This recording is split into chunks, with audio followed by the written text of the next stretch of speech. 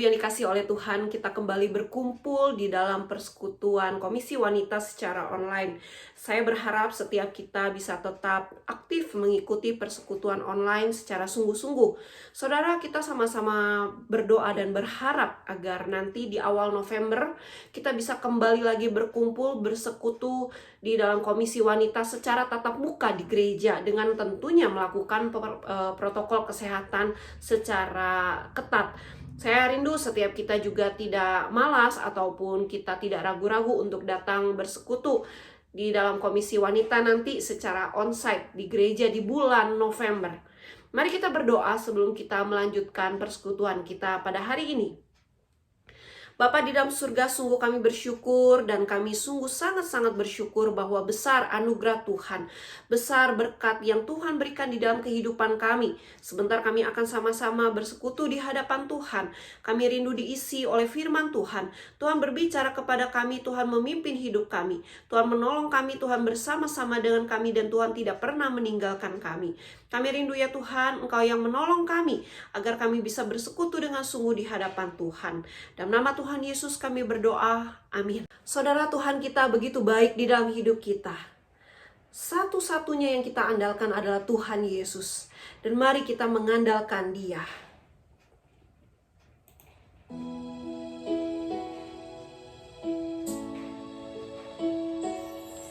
Engkau Tuhan yang setia, waktumu selalu yang terbaik. Engkau Tuhan sandaranku, dan ku hanya kan berharap padamu.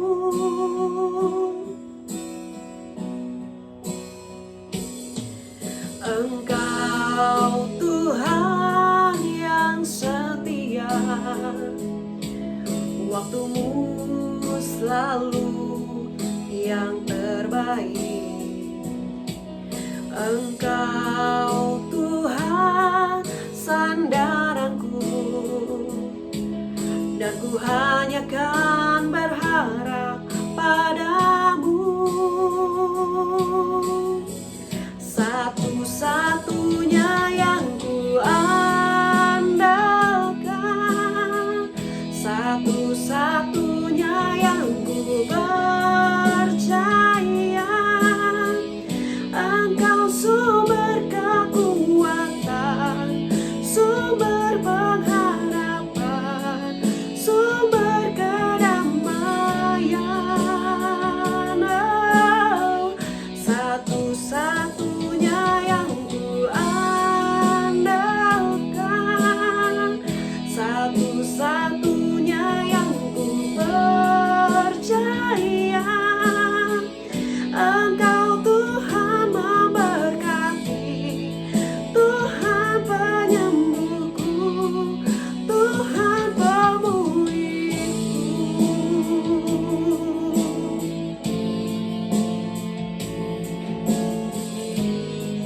Sebab Tuhan Yesus baik di dalam hidup kita. Dia baik dan sangat baik, dan mari kita andalkan Dia.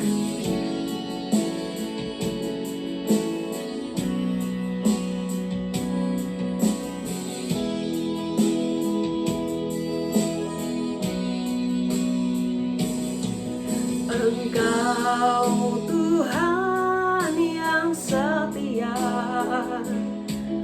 waktumu selalu yang terbaik.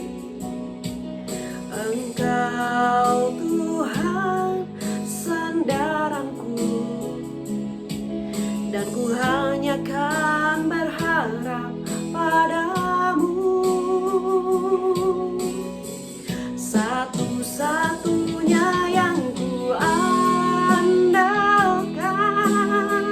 satu-satunya yang ku percaya.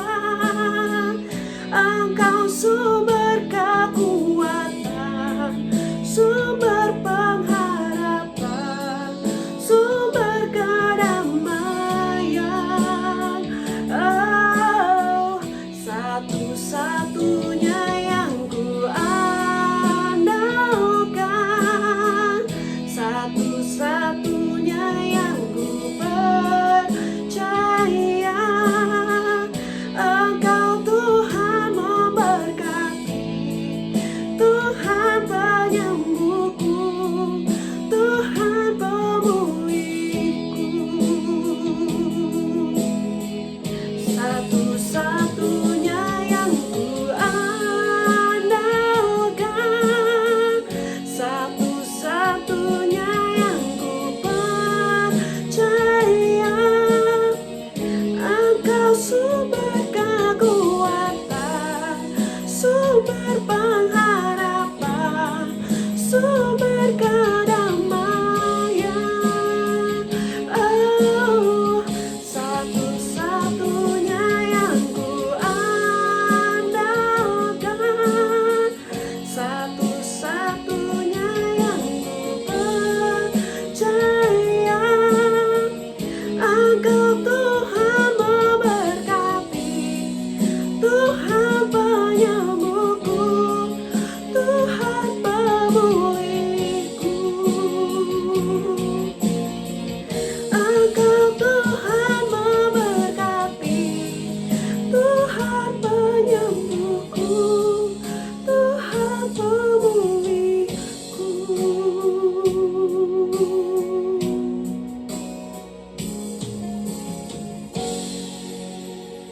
Tema firman Tuhan pada hari ini adalah hati seorang hamba atau hati sebagai hamba. Nah, jemaat yang dikasih oleh Tuhan, kita sama-sama membuka Lukas 22 ayat 24 hingga ayat yang ke-30. Saya akan bacakan bagi setiap kita sekalian, Lukas 22 ayat 24 hingga ayat yang ke-30. Percakapan waktu perjamuan kudus. Terjadilah juga pertengkaran di antara murid-murid Yesus. Siapakah yang dapat dianggap terbesar di antara mereka? Yesus berkata kepada mereka, raja-raja bangsa-bangsa memerintah rakyat mereka, dan orang-orang yang menjalankan kuasa atas mereka disebut pelindung-pelindung. Tetapi kamu tidaklah demikian, melainkan yang terbesar di antara kamu hendaklah menjadi sebagai yang paling muda dan pemimpin sebagai pelayan. Sebab siapakah yang lebih besar, yang duduk makan atau yang melayani? Bukankah dia yang duduk makan? Tetapi aku di tengah-tengah kamu sebagai pelayan. Kamulah yang tetap tinggal bersama-sama dengan aku dalam segala pencobaan yang aku alami. Dan aku menentukan hal-hal kerajaan bagi kamu, sama seperti Bapakku menentukan bagiku, bahwa kamu akan makan dan minum semeja dengan aku di dalam kerajaanku. Dan kamu akan duduk di atas tahta untuk menghakimi ke-12 suku Israel. Saudara, banyak orang yang ingin terkenal, bukan?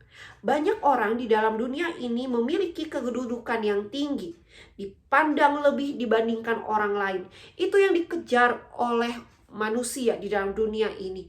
Mereka ingin terpandang, mereka ingin terkenal, mereka ingin punya kedudukan tinggi sehingga mereka punya kuasa.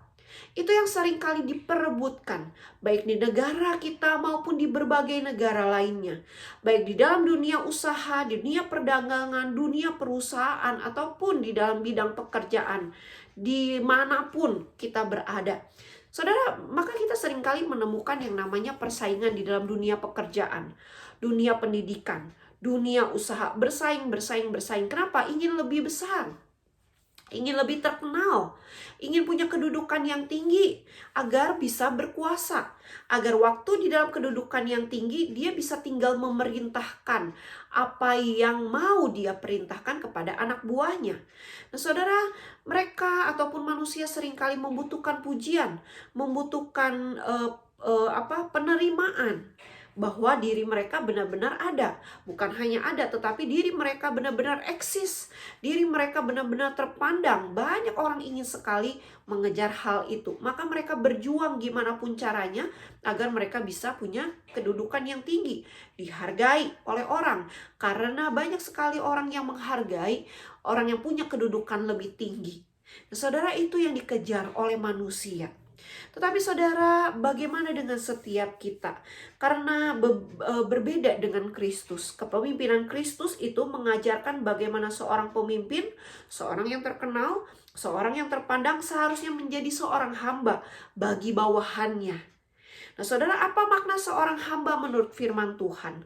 Bagaimana kita bisa menjadi seorang hamba yang berkenan di hadapan Tuhan?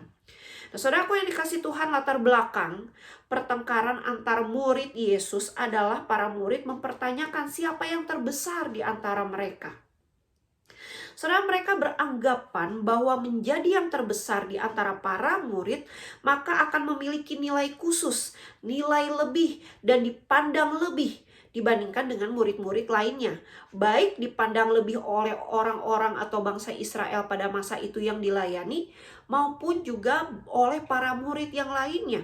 Bahkan oleh Tuhan Yesus sendiri sebagai guru agung. Nah, saudara, ini yang diperdebatkan, ini yang diinginkan oleh para murid, sehingga terjadilah pertengkaran, terjadilah perselisihan, terjadilah beda paham, karena semua merasa bahwa diri punya kemampuan lebih layak dibandingkan teman yang lainnya, lebih layak dibandingkan murid lainnya. Itu terus yang diperjuangkan, itu terus yang diobrolin, itu terus yang diperkatakan, itu terus yang diperdebatkan. Akhirnya timbul perselisihan, timbul pertengkaran. Kamu tidak layak, saya yang layak. Itu yang terjadi. Atau dia lebih layak dibandingkan kamu. Nah, itu yang terjadi.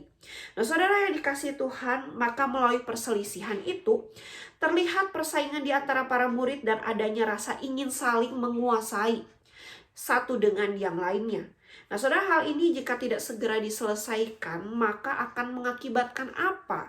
Mengakibatkan perpecahan antar murid. Tadinya Tuhan Yesus sudah kumpulkan, khususnya yang akan menjadi para rasul itu 12 rasul, begitu ya, sudah dikumpulkan oleh Tuhan Yesus. Tetapi karena terjadi pertengkaran, kalau tidak segera diselesaikan, nanti bisa pecah, mereka bisa bubar, mereka bisa buyar. Nah, lalu terjadi persaingan yang tidak sehat tentunya, saling menjatuhkan satu dengan yang lain. Ada gap satu dengan gap yang lain. Mereka akan saling gontok-gontokan. Mereka akan saling menjatuhkan. Dan mereka akan saling mungkin meracuni, begitu ya, sehingga orang yang mereka tidak suka itu akan mati nantinya, ataupun akan keluar dari kelompok tersebut. Nah, saudara, itu yang terjadi, persaingan yang tidak sehat. Mungkin juga mereka akan merayu Tuhan Yesus agar Tuhan Yesus memilih salah satu para murid yang paling baik, yang paling benar, yang paling layak. Lalu selanjutnya apa, saudara? Terjadi kesombongan satu dengan yang lain. Artinya apa? Merasa diri lebih layak dibandingkan dengan yang lain. Saudara, ini seringkali terjadi di dalam sebuah perusahaan atau di dalam sebuah pekerjaan. Seringkali terjadi adanya rasa saya lebih hebat sehingga terjadilah kesombongan. Nah, saudara, itu juga yang terjadi. Kalau tidak diselesaikan perselisihan tersebut, maka kesombongan satu dengan yang lain akan timbul. Saya lebih layak, saya lebih hebat, saya lebih ini dan saya lebih itu, sehingga merasa diri lebih layak dibandingkan dengan yang lain. Tentu ini berbeda dengan jalannya Tuhan. Tentu ini berbeda dengan visi misinya Tuhan Yesus memanggil mereka untuk melayani bangsa Israel, bahkan bangsa di luar bangsa Israel. Selanjutnya apa? Fokus bukan kepada Kristus dan Injil nantinya. Jadi mereka akan lebih mementingkan bagaimana saya bisa berkuasa, bagaimana saya bisa menjadi lebih dibandingkan para murid lainnya.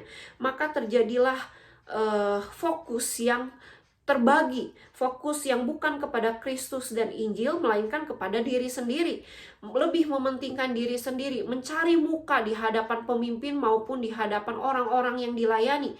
Sehingga fokus ini bukan lagi fokus kepada Kristus dan Injil. Padahal harusnya menjadi hamba Tuhan fokusnya kepada Kristus dan kepada Injil, dan murni ingin melayani jemaat, ingin melayani bangsa yang belum mengenal Tuhan, begitu.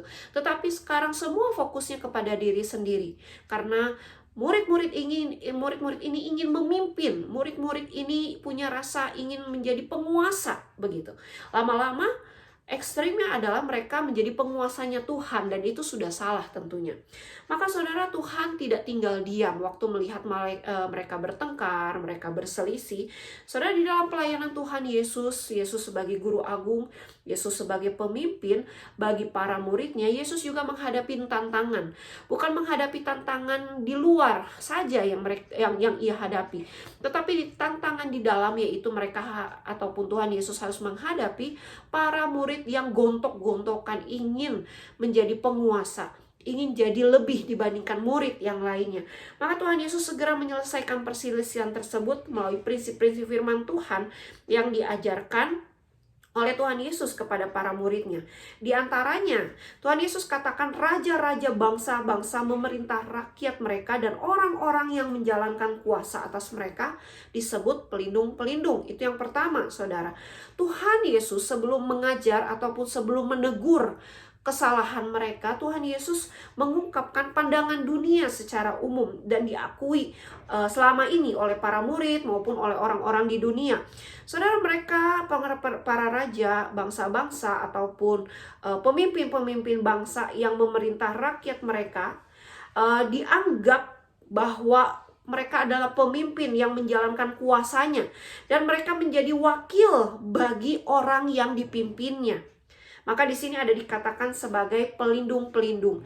Nah, saudara, ini diakui oleh bangsa Israel maupun bangsa lainnya, bahkan oleh para murid. Benar, para raja itu memimpin dengan kuasa mereka, memimpin dengan apa yang mereka punya. Maka saudara, itu sebenarnya yang ingin dikejar oleh para murid.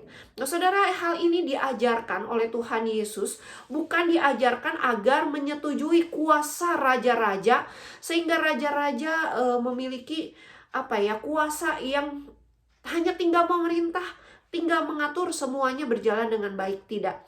Tetapi Tuhan Yesus ingin memperlihatkan ini loh pandangan dunia. Tapi beda dengan pandangan dia sebagai seorang pemimpin. Karena Tuhan Yesus juga adalah pemimpin yang cukup berpengaruh pada masa itu. Sebagai guru agung.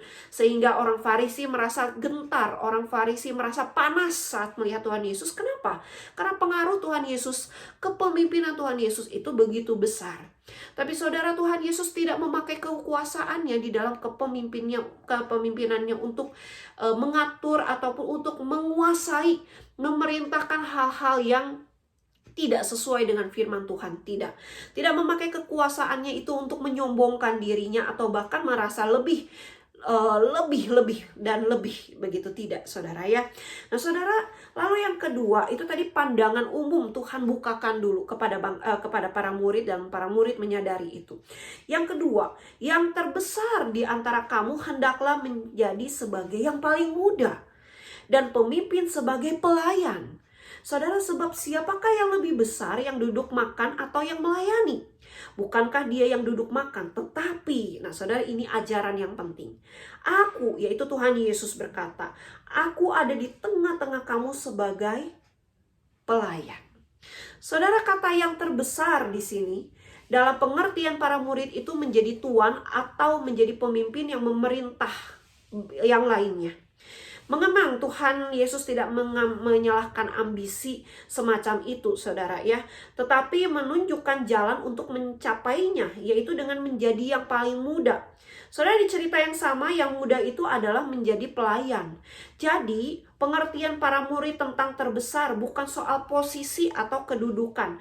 Tapi Yesus berbicara soal tindakan melayani. Saudara, ini ada perbedaan antara pikiran para murid dengan Tuhan Yesus. Tetapi Tuhan Yesus ingin menjelaskan yang disebut terbesar di hadapan Tuhan, bukan di hadapan dunia, saudara. Karena jelas di hadapan dunia tadi sudah dikatakan raja-raja sebagai pemimpin. Tetapi di hadapan Tuhan yang disebut terbesar adalah orang-orang yang melayani Tuhan dengan sungguh-sungguh melalui hatinya.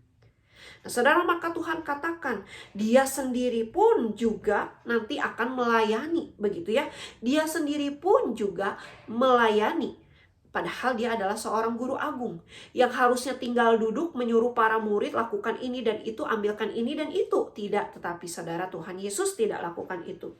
Saudara, di hadapan Tuhan Yesus, seorang pemimpin Kristen haruslah memiliki hati sebagai pelayan. Artinya mereka seharusnya menjadi pemimpin yang berkarakter Kristus, di mana Kristus tidak menempatkan dirinya sebagai seorang pemimpin yang selalu harus dilayani dan yang memakai kekuasaannya untuk dirinya sendiri. Tidak, saudara. Maka begitu juga tuntutan yang Tuhan Yesus berikan kepada pengikut Kristus, termasuk para murid pada saat itu. Seharusnya kita pun menjadi pemimpin yang berhati hamba, menyadari siapa diri kita di hadapan Allah yang adalah seorang hamba. Saudara, hamba artinya pelayan Allah. Maka jika kita mau menjadi saluran berkat bagi banyak orang dan menjadi saksi Kristus yang hidup, maka kita haruslah berhati hamba. Bukan hanya berhati hamba, tetapi kita juga haruslah mempraktekkan di dalam kehidupan kita sehari-hari.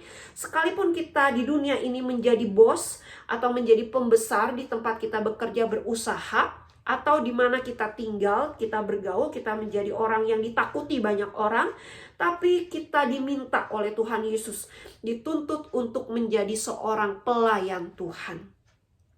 Artinya waktu kita jadi bos, kita melayani Tuhan dengan mengerti bawahan kita bagaimana, mengerti kebutuhannya, bagaimana kita mau menolong dia. Saudara, seringkali bos-bos zaman sekarang tidak mau peduli, pemimpin-pemimpin zaman sekarang tidak mau peduli bawahannya, tidak mau care kepada orang-orang di bawahnya yang tidak sederajat dengan dia. Yang penting saya terpenuhi kebutuhan saya karena saya adalah penguasa. Yang penting saya ingin apa, saya dipenuhi karena saya pemimpin. Nah, itu yang dipikirkan, maka semua menjadi center bagi dirinya sendiri. Saya dan saya dan saya. Itu yang terjadi. Tetapi saudara, firman Tuhan berkata lain. Siapa yang jadi orang besar, siapa yang mau disebut terbesar, siapa yang menjadi pemimpin itu harus menjadi hamba. Hamba artinya menjadi pelayan. Tidak boleh menuntut, tidak boleh berkata bahwa sayalah seorang pemimpin. Saya tidak layak untuk melayani bawahan saya. Tidak, saudara. Saudara, contohnya seperti ketua majelis yang pernah saya layani.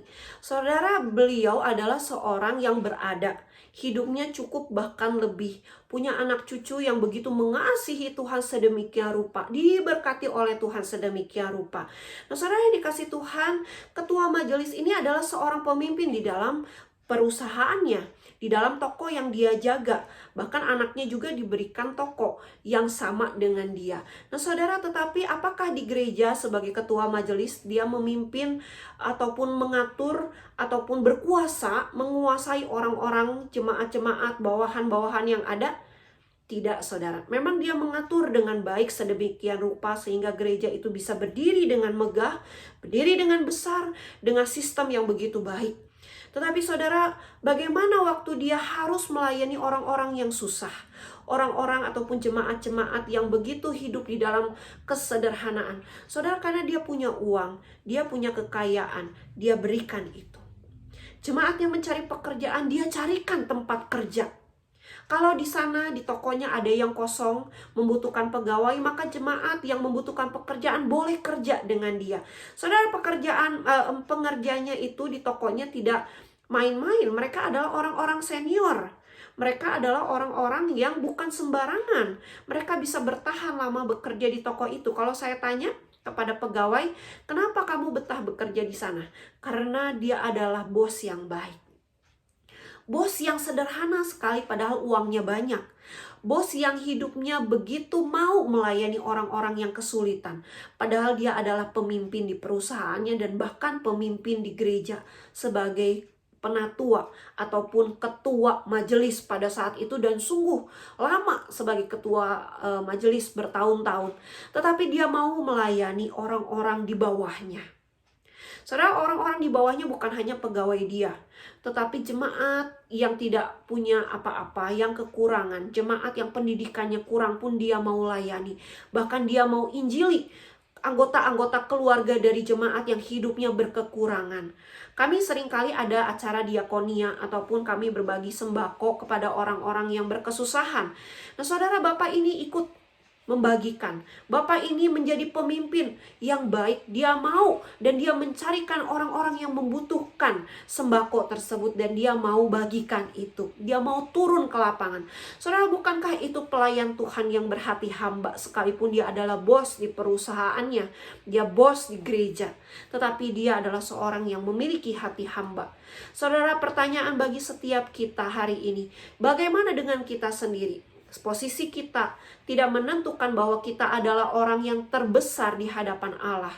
Tetapi posisi kita seringkali mengecoh kita untuk memimpin, untuk menguasai dan mengatur segalanya untuk kepentingan diri kita sendiri.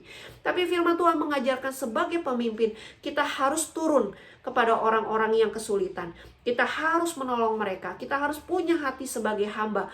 Bukan kita yang dilayani, tapi kita sebagai pemimpin, kita menjadi pelayan yang melayani, sehingga mereka melihat siapa Kristus di tengah hidup kita. Selanjutnya saudara, firman Tuhan tidak berhenti sampai di sana. Lebih menjurus lagi, lebih mendalam lagi. Firman Tuhan mengatakan, kamulah yang tetap tinggal bersama-sama dengan aku dalam segala pencobaan yang aku alami.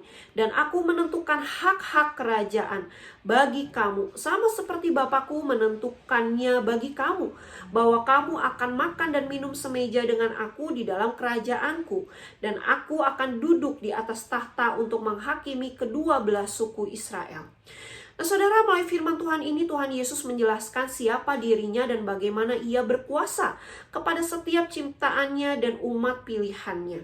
Saudara, tadi di sebelumnya dikatakan bahwa aku adalah pemimpin tetapi aku tidak dilayani, tetapi aku melayani, aku menjadi pelayan. Nah saudara, ingin menjelaskan bahwa Tuhan Yesus sebagai pemimpin beda dengan pandangan dunia. Tetapi sebagai pemimpin dia harus melayani orang-orang yang membutuhkan. Artinya dia adalah seorang yang melayani hati hamba gitu ya, memiliki hati hamba. Nah saudara, lalu di poin yang ketiga Tuhan Yesus ingin mengungkapkan, lihat saya adalah orang yang besar di surga. Saya adalah Allah, saya adalah penciptamu. Tetapi saudara, ia ingin memperlihatkan bahwa dia berkuasa kepada setiap ciptaannya dan umat pilihannya.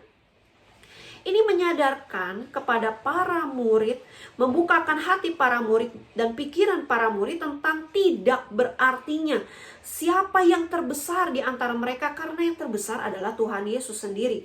Tapi saudara, kalimat ini bukan kesombongan. Ingat, ini bukan sombong.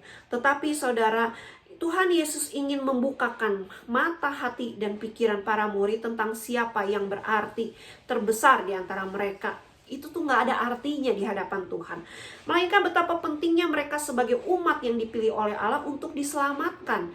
Bagi Tuhan Yesus sebagai pemimpin, sebagai Allah, dia mau menyelamatkan orang-orang yang membutuhkan, orang-orang umat pilihan Allah.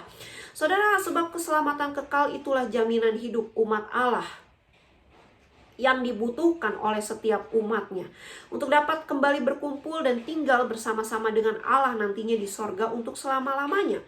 Maka para murid itu tidak punya hak untuk mengatur Allah mengenai posisi mereka, sebab bagi Allah mereka itu sama saja. Mereka dipercaya oleh Allah untuk menjadi pemimpin, karena nantinya mereka akan kabarkan firman, mereka akan menjadi pemimpin rohani bagi orang-orang yang membutuhkan.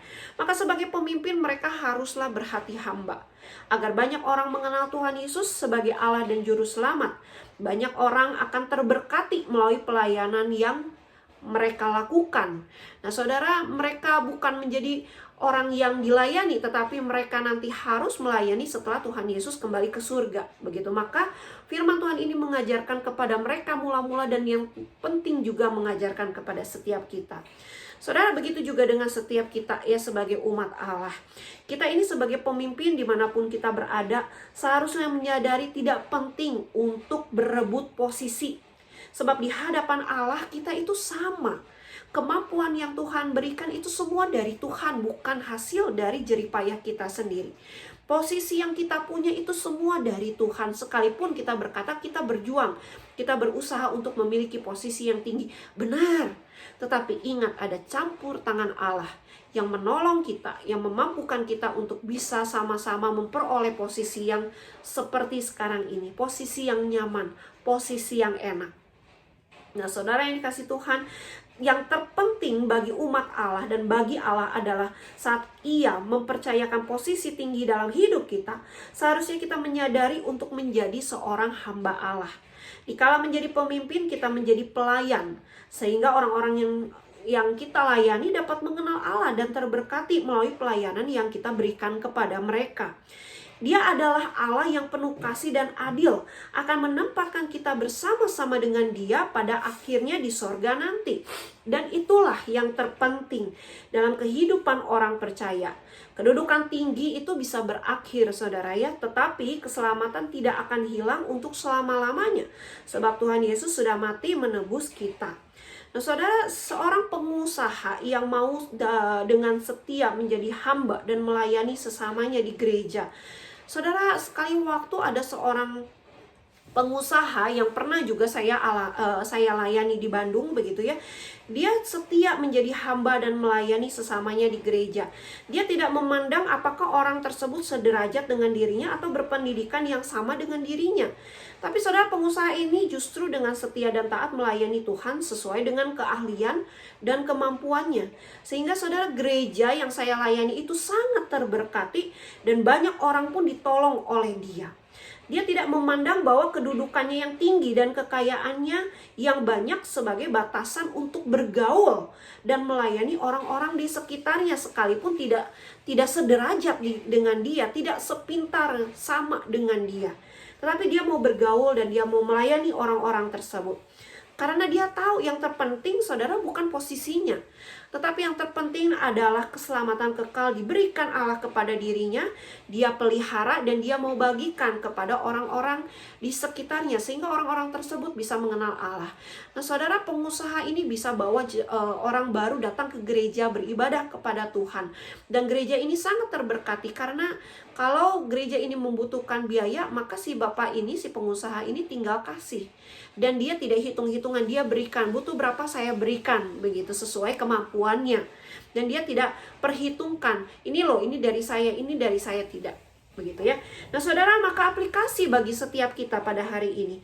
Mari kita juga sebagai orang percaya dimanapun kita berada, dalam posisi apapun, kita dipercaya oleh Allah, maka kita pakai kesempatan ini untuk menjadi pemimpin yang berhati hamba.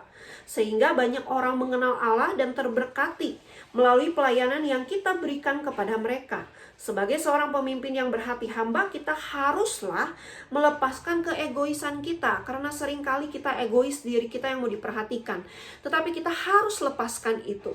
Kita harus lepaskan kesombongan kita. Kita seringkali menyombongkan diri karena kita mampu ini dan itu.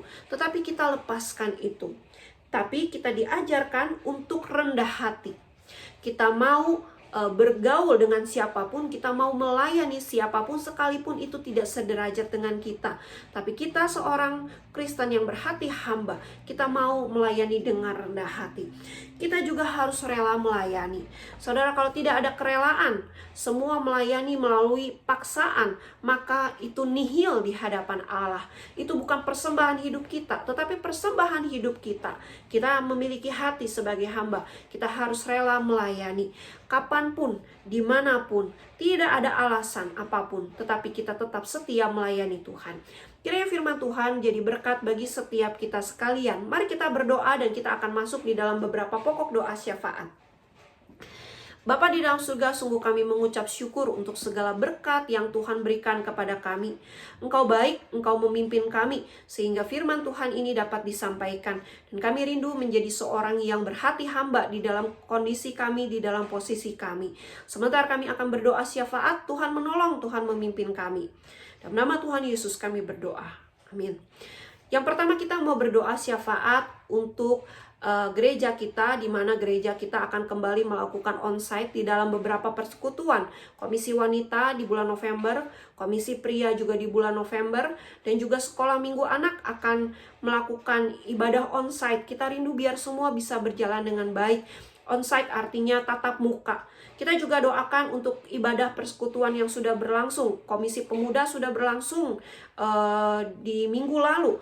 Kita doakan biar tetap bisa berlangsung dengan baik ibadah ataupun persekutuan secara tatap muka. Kita doakan juga untuk ibadah umum, sehingga ibadah umum yang dilakukan secara onsite membawa jemaat Tuhan datang kepada Tuhan dengan setia. Kita berdoa buka suara. Bapa di dalam surga, sungguh kami mengucap syukur untuk segala berkat Tuhan.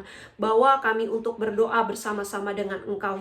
Kami mau berdoa menyerahkan ya Tuhan pada hari ini untuk persekutuan-persekutuan yang akan dibuka secara tatap muka di bulan November nanti. Baik komisi pria, komisi wanita, maupun juga sekolah minggu anak. Kami rindu biar semua persiapannya bisa berjalan dengan baik. Kami juga mau berdoa menyerahkan ya Tuhan untuk persekutuan komisi pemuda yang sudah berlangsung, GIC juga yang sudah berlangsung di bulan Oktober, maupun juga ibadah-ibadah umum yang sudah berlangsung setiap minggunya secara tatap muka. Kami merindu biar semua bisa tetap berjalan dengan baik, berjalan dengan lancar. Tuhan tolong setiap penata layan, setiap hamba Tuhan, majelis, pengurus aktivis, untuk bisa mempersiapkannya dengan baik dan sungguh-sungguh. Kami percaya Tuhan, biarlah melalui ibadah ataupun persekutuan new normal ini membawa jemaat Tuhan kembali aktif lagi datang kepada Engkau. Dalam nama Tuhan Yesus kami berdoa, amin. Yang kedua, kita juga mau berdoa bersama-sama untuk sekolah Bina Bakti. Kita rindu Tuhan menolong, Tuhan memimpin sekolah ini. Bersyukur sekolah ini sudah mulai membuka penerimaan siswa baru. Kita rindu biar ada siswa-siswa baru mau masuk bergabung dengan kita, dan kita rindu biarlah siswa-siswa yang naik jenjang juga bisa tetap mengikuti, tetap bersekolah di Bina Bakti. Kita doakan untuk guru, karyawan, staf, tim yayasan yang ada, biar mereka bisa sama-sama dengan penuh hikmat di dalam Tuhan memikirkan kemajuan sekolah ini.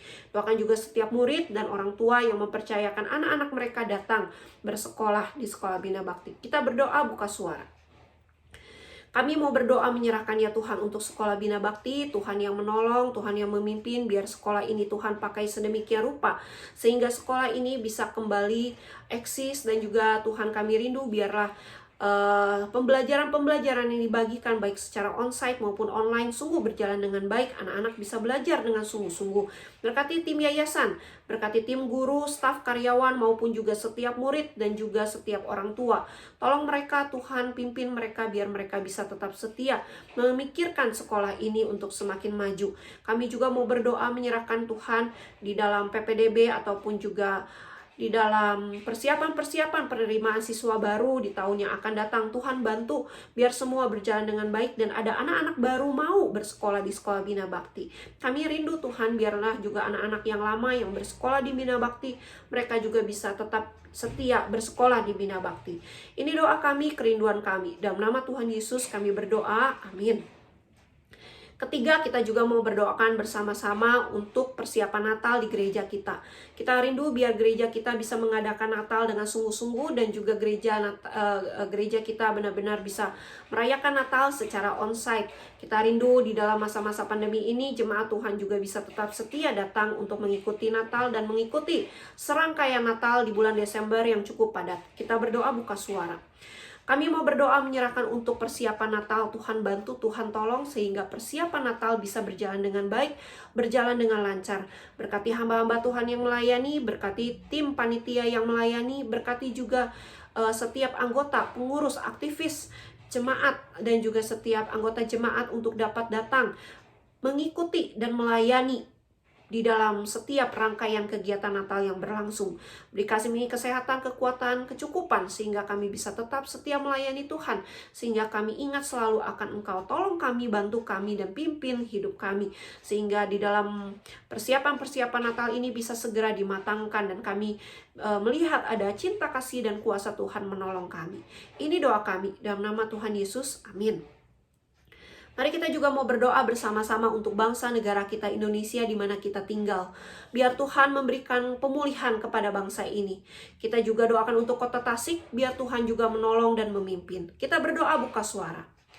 Tuhan, kami mau berdoa menyerahkan ya Tuhan untuk bangsa negara kami Indonesia. Tuhan tolong, Tuhan pimpin, Tuhan berkati, sehingga bangsa negara kami benar-benar dipulihkan dari segala masalah-masalah yang ada. Masa-masa pandemi Tuhan tolong, Tuhan pulihkan. Kami juga mau berdoa menyerahkan ya Tuhan untuk kota Tasik di mana kami tinggal. Kami rindu biar pemerintahan yang ada diberi kekuatan, diberi kasih kuasa Tuhan, sehingga pemerintahan ini benar-benar memikirkan kesejahteraan dan keamanan, bahkan pemulihan dari masa-masa pandemi yang ada. Tolong ya Tuhan, dengarlah doa ini ya Bapa. Kami rindu Tuhan menolong. Dalam nama Tuhan Yesus kami berdoa, amin. Yang terakhir, kita mau berdoa untuk setiap jemaat yang bergumul, setiap pasangan muda yang ingin memiliki anak, biar Tuhan berikan, setiap pengurus ataupun juga setiap hamba Tuhan, majelis ataupun aktivis, ataupun setiap jemaat yang bergumul di dalam masalah hidup mereka, biar Tuhan menjawab. Kita berdoa buka suara. Kami juga mau berdoa ya Tuhan, menyerahkan untuk setiap jemaat kami yang bergumul di dalam segala hal yang mereka hadapi. Tuhan menjawab doa mereka. Mereka pasangan muda yang ingin memiliki anak, Tuhan berikan. Setiap mereka yang bergumul di dalam masalah ekonomi, masalah keluarga, masalah hal-hal lainnya yang tidak bisa terkatakan, Tuhan tolong pimpin, Tuhan tolong berkati, sehingga mereka benar-benar bisa kembali disembuhkan. Mereka benar-benar bisa kembali dipulihkan iman rohani mereka. Kami rindu juga Tuhan mencukupkan hidup mereka. Dekati jemaat kami juga yang mengalami sakit penyakit, Tuhan pulihkan, Tuhan sembuhkan. Mereka yang lanjut usia juga Tuhan tolong pimpin. Tuhan tolong berkati, sehingga jemaat-jemaat Tuhan dijaga, dipelihara oleh Tuhan. Mereka yang undur rohani juga Tuhan sungguh memimpin, sehingga iman rohani mereka bisa kembali bangkit di dalam Tuhan. Kami rindu Tuhan Engkau beracara atas hidup mereka. Sementara kami juga akan berpisah, kami akan kembali melakukan kegiatan aktivitas kami. Tuhan tolong pimpin sertai kami. Kami juga mau berdoa menyerahkan ya Tuhan, hidup kami kiranya berkenan di hadapan Tuhan. Ini doa kami di dalam nama Tuhan Yesus. Amin. Saudara, satu pengumuman bagi setiap kita sekalian, di bulan November nanti kita akan membuka persekutuan wanita secara onsite. Nanti kita akan kembali atur dengan pengurus wanita, komisi wanita, bagaimana waktunya, tempatnya seperti apa, dan bagaimana kita tetap melakukan protokol kesehatan. Saya rindu setiap ibu-ibu bisa hadir mengikuti persekutuan ini. Mari jangan malas, tetapi kita mendisiplinkan rohani untuk datang kepada Tuhan. Kiranya Tuhan memberkati kita sekalian.